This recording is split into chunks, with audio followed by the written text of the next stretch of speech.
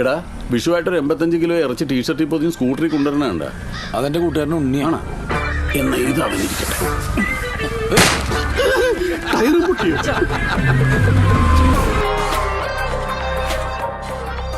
ഈ ഒരു സോങ് പുറത്തിറങ്ങണം തൊട്ട് നല്ല കട്ട നെഗറ്റീവാണ് വന്നോണ്ടിരിക്കുന്നത്. അപ്പൊ അത്രയും ഹൈപ്പ് നിൽക്കുന്ന ഒരു പടം ഇപ്പൊ ഇങ്ങനെ ഒരു സോങ് കൂടെ പുറത്തിറങ്ങിയപ്പോഴത്തേക്ക് കട്ട നെഗറ്റീവ്.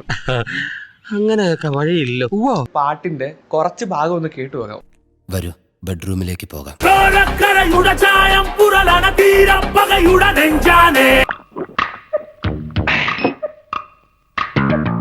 എവിടെയോ എന്തോ ഒരു തകരാറ് പോലെ.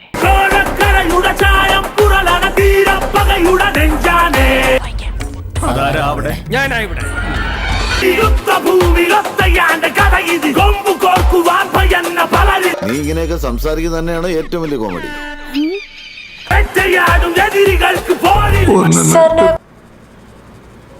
വല്ല പെയിന്റ് പണിക്കും പോയാ മതിയായിരുന്നു. ഞാൻ പോകുന്നു.